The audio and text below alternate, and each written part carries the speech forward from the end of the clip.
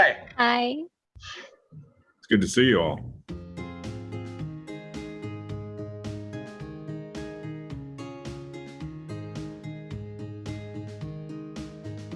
We're super excited. Well, I am super excited to talk about something other than what I spend most days doing. So this will be great for me too. My name's Elizabeth Chalmers. I am one of the writers for the newsletter. Fire away.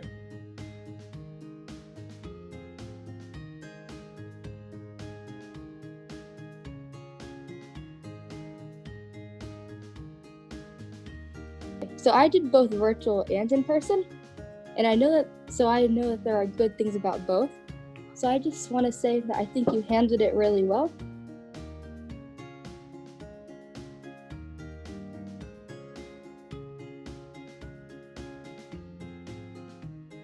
If it's going well, that's because your teachers are doing a great job. It's just like anything else, right? I mean, when you've got great teachers, it doesn't matter whether you're in person or virtual. That's what makes all the difference. If we look up in, say, January, and it doesn't look like this mode of operation is going to be able to end in May or June, then we're going to have to start thinking about long term.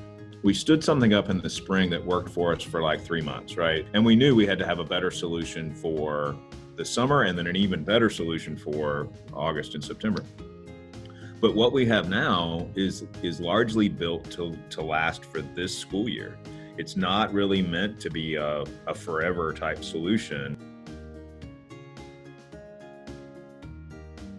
I think some level of virtual learning will be with us forever. I don't know that we're ever going to completely go away. I don't know that we'll ever go back to how we were in February, where the only way to do school was to be in the building. When people say, I hate virtual, I get it. And so for goodness sake, come back to the building. We want you to be in the building.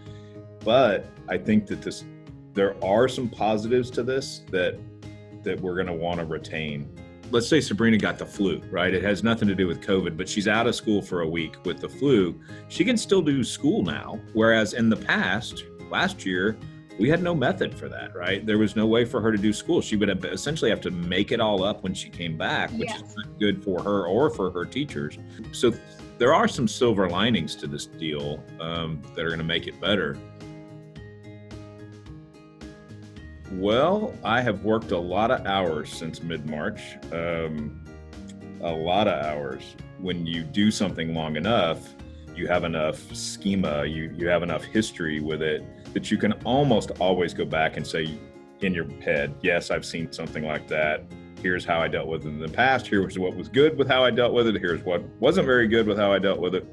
And you can kind of craft a response. To this, there is no schema, right? There is no background, there is no history. Everybody is first year, and all of us, right? You're a first year student, first year teachers, first year principal, first year superintendent, because we've never operated in this circumstance, just like you do every time you go through something and you make decisions, and you look back on it and you think, what went well and what didn't go well. There are some things that didn't go well that I regret, but I also feel like we made the best decision we could with what we knew at the time. You know, one thing, again, on the notion of silver linings, I don't know that I've ever leaned on my colleagues any more than I have just to try to not be doing this alone and to think through, use other people's ideas to make, to inform our decisions here.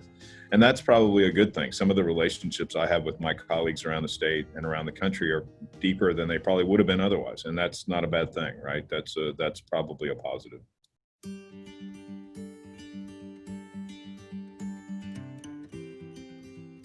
Yeah, so here's the irony. In March, when we closed schools, there really were no COVID cases, right? We were reacting to COVID cases other places. And in fact, the time that we had really high COVID numbers was late June to early August, right? So back in March, we didn't know a lot about COVID, right? And the irony is that we really, had we known back in March what we know now, I don't think we would have ever closed schools. I really don't. I think we'd have made it optional for families, for parents to decide. And I think we would have just kept on keeping on. So that being said, I think that if cases were to spike again, I think that's the methodology we would use, rather than just blanket close schools, because we know there are groups of kids for whom that's really detrimental, that we would say, if you want to be in the building, we're going to continue to operate. If you don't, we're going to continue to provide virtual learning. Your choice, family. Y'all choose. This whole thing is a balance. It's a balance between everybody's health and safety, which we want to prioritize, and then all the negatives that happen when a school's not accessible to kids. And there's a lot of negative. And I don't just mean learning loss. I mean access to meals and access to adults that are safe to talk to, and just a whole host of things that are really negative about closing schools. My guess, I don't visit with the governor on a regular basis, but my guess is he would, in a private moment, admit that was a mistake. We shouldn't have done it. We should not have forced everybody out of the building.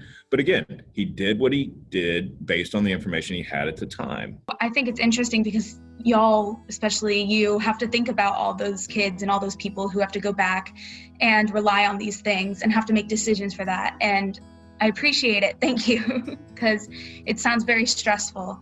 And I appreciate everybody who's working on it and thinking about all these things and these factors. And I think it's very inspiring.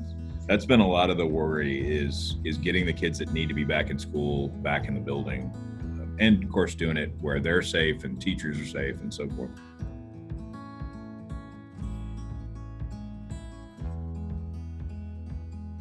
One of the things I've found is that people's productivity, if anything, is up. And I saw it even in the spring when nobody was coming into the building except me. People were working, if anything, as many or more hours a day. And of course, some of it's because they were doing different things and, they weren't doing the same old that they had. But people's productivity was high. I didn't feel like productivity dropped off. I think, though, that we've got to put some guardrails in place. There's got to be some work-life balance. How do you lower teacher workload when they're dealing with in-person and virtual kids simultaneously? What do you hope that the teachers and students will take away from this ordeal? On the student side, you are going to be better prepared for college than we probably would have ever prepared you before.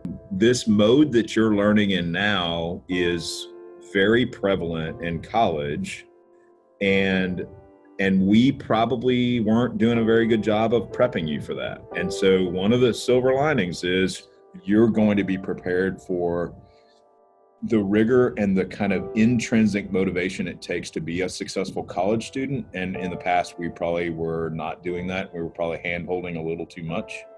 And we haven't been able to do that, even if we wanted to. And frankly, I've thought more positively about this whole experience in the last half hour than I have in 6 months. But yeah, I really do feel like we're building up some of that kind of intestinal fortitude that it takes to go to college and be successful. I think to teachers, I would say, hang in there.